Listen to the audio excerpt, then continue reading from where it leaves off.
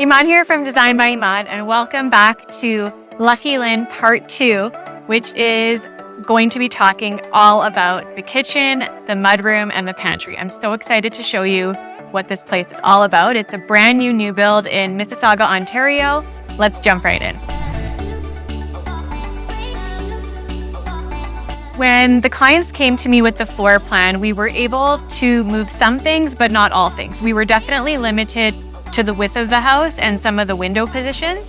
But luckily for the kitchen specifically, we were able to move around some of the interior walls. We really didn't like the original orientation for the pantry and mudroom, so I had this really cool idea to, rather than having a walkway from the kitchen to the pantry or mudroom, why not have two hidden doors that flanks the back counter so that when we walk in, on the left is a hidden pantry, which is kind of like your cleanup zone, and on the right would be your mudroom, which is also closer to the garage. This way, we ended up creating two full walls, which creates a beautiful L-shaped kitchen. We also decided to add an island with a drop-down table. We wanted to create seating here that is for everyday use for a family. We decided to do the drop-down island that acts as their breakfast nook rather than typical counter stools. In the before layout, you can see all the dead space between the mudroom and the pantry, which makes the kitchen feel so much smaller because the kitchen would only be the length of the pantry instead of it going all the way to the mudroom. Here in the after, you can see how much larger the kitchen feels and also more symmetrical because we pushed the mudroom down by creating a linear counter space. And more counter space means also more cabinetry. We started off by putting together inspirational images, which creates a mood board for the kitchen. There were a few photos which really resonated with me, which included this photo here. I really liked how the stone was not just on the backsplash or counter, but that it went all the way up the towers and up onto the top as well, which creates a beautiful frame. We also liked this picture here, which shows the drop down, providing additional seating for a family for that sit-down breakfast.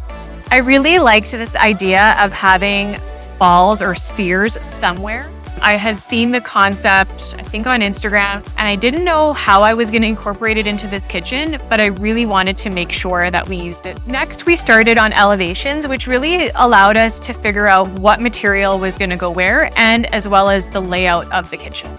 We used the marble frame concept from the mood boards, but found a porcelain material so we wouldn't have to worry about staining. We wanted to incorporate metal into the upper cabinet. On the side wall, we wanted to incorporate the full fridge, full freezer, the full wine fridge, as well as the wall ovens. And so we ended up with placing all those items, and with the remaining space, we created open shelving with LED lighting. In the pantry, we knew we wanted a pop of something and something a little unexpected. We decided to include this unique tile for the backsplash, which we wouldn't normally use in the main area. We wanted to have the same excitement in the mudroom, so we added a unique tile to the floor as a small detail. We wanted to make the mudroom feel a little more spacious, so we added a bench below the window for function to make it feel larger. This way you wouldn't walk right into cabinets as soon as you open it. Once we completed the elevations, we moved towards modeling the entire space.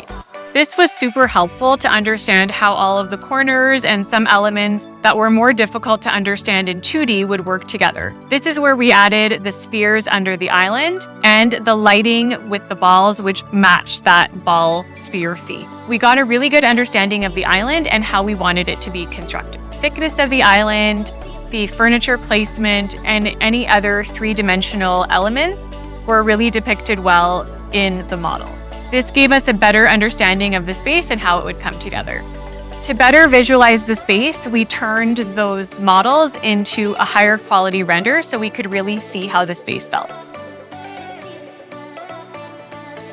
We then worked on a fit and finish package, which included every detail imaginable. We really wanted to ensure that the contractor had everything they needed to implement the design so that they didn't have to make any design decisions. And here are the after shots. You can see how close the renderings came to the final product, and that's because we were able to clearly and precisely implement the design details into the finished product with our handoff package to the contractor. The appliances look beautiful. I love how the knobs for the cooktop blend into the stone. Having the drop down was not only functional, but it creates a cool element that cuts into the island. The LED lighting under the island, in the shelving, and in the back counter highlight those areas and draw your attention to the details. We added the same round elements to the back of the chairs and brought in a spherical vase to really bring in the base of the island as well as the light. We opted to stick to the chevron flooring throughout the kitchen, and this just made the space feel a little bit larger rather than going with